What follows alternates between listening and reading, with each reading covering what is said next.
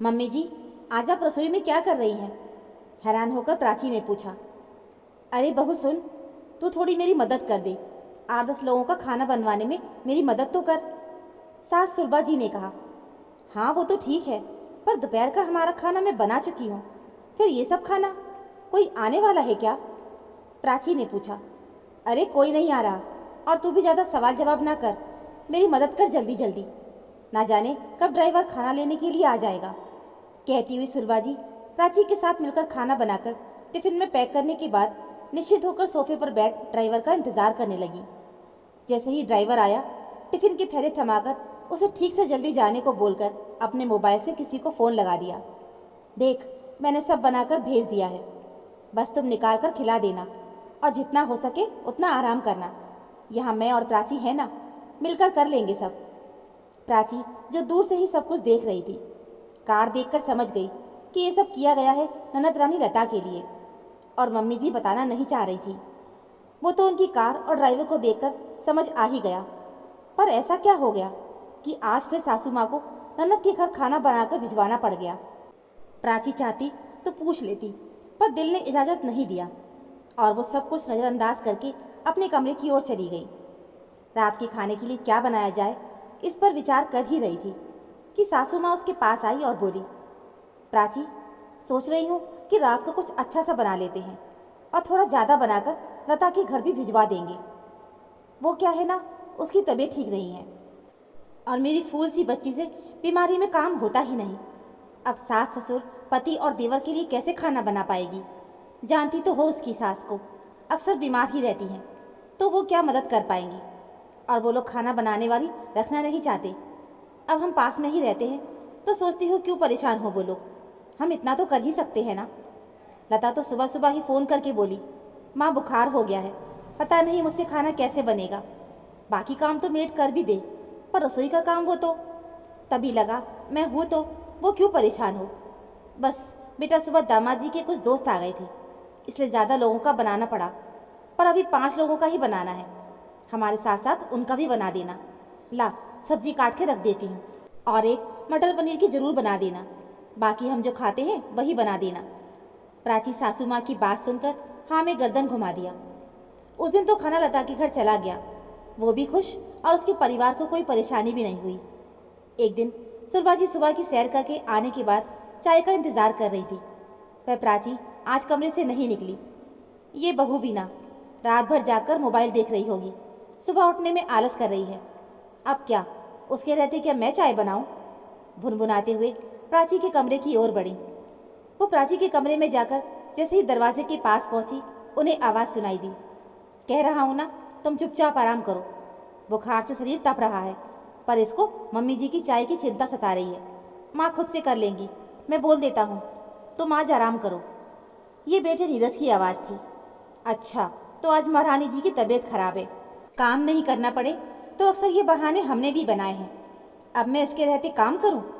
बोलते हुए कमरे में आ गई। क्या कह रही हो माँ? तुम्हें क्या लग रहा है कि प्राची बहाने कर रही है? खुद ही देख लो। और ये क्या बात हुई, इसके रहते मैं काम करूं? तुम नहीं कर सकती तो मत करो, मैं कर लूँगा, पर इसकी हालत तुम खुद देख लो। माँ पर तनिक रोज़ व्यक्त करते हुए नीरज ने कहा। तुम क्यों करोगे बेटा, इतना भी बुखार नहीं है कि ये चाय ना बना सके। अरे हमने तो इससे भी बुरी हालत में कितनों के लिए खाना बनाया है, ये तो मामूली सा बुखार ही है। कमाल हो माँ तुम भी। लता दीदी को जरा सा बुखार हुआ, तुम उनके घर खाना भिजवाने को तैयार हो गई। प्राची ने भी बिना कुछ कहे सब कुछ किया, पर जब ये बीमार पड़ी तो तुम्हें बहाना लग रहा है। बहाना तो दीदी ने बनाया था, उन्हें दोस्तों के साथ किटी में जाना था, उसके चक्कर में वो तुमसे रोकर बोलती है, और एक तुम हो कि तुरंत उसके काम को हल्का कर देती हो। यहाँ बहू सच में बीमार है तो तुम्हें बहाना लग रहा है। माँ, ये पत्नी है इसलिए तरफदारी नहीं कर रहा हूँ, बस आपको बता रहा हूँ। आंखों पर जो बहू बेटी को लेकर पर्दा पड़ा है ना, उसे हटाओ, नहीं तो बाद में बहुत पछताओगी।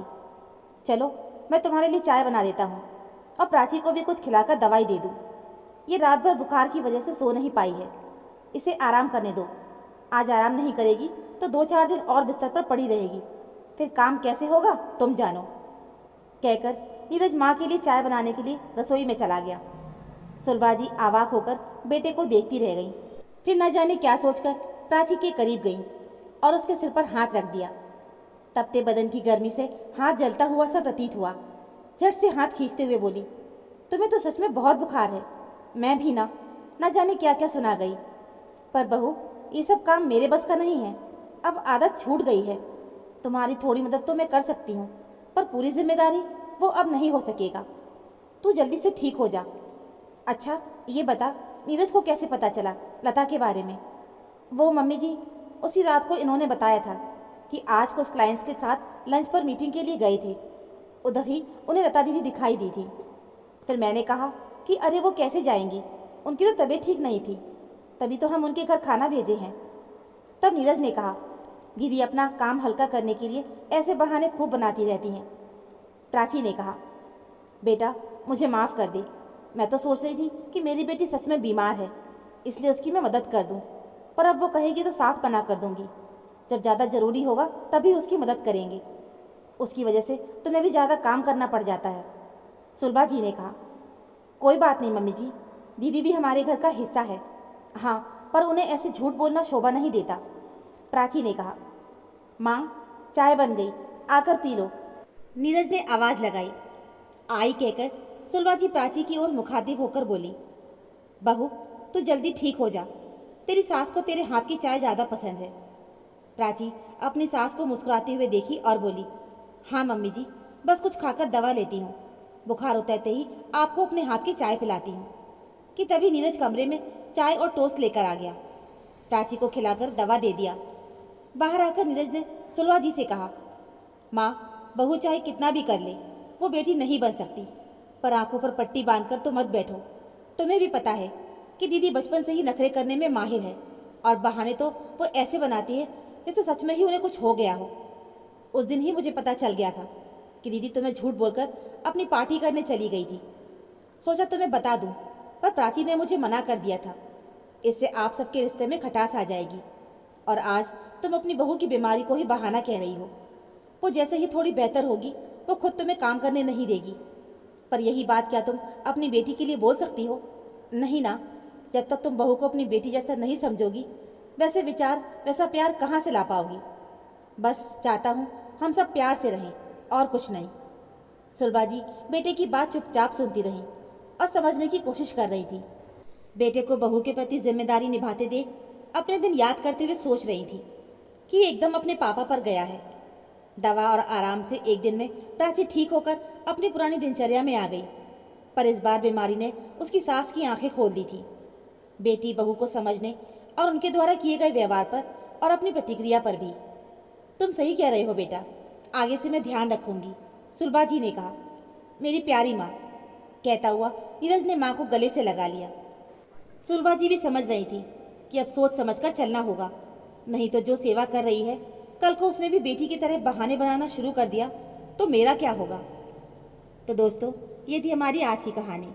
उम्मीद है आपको हमारी ये कहानी ज़रूर पसंद आई होगी। कहानी अच्छी लगी हो तो प्लीज़ वीडियो को लाइक और चैनल को सब्सक्राइब ज़रूर कर लीजिएगा। मिलते हैं फिर एक और ऐसी नई कहानी के साथ। कहानी सुनने के लिए आप सभी का बहुत बहुत धन्यवाद।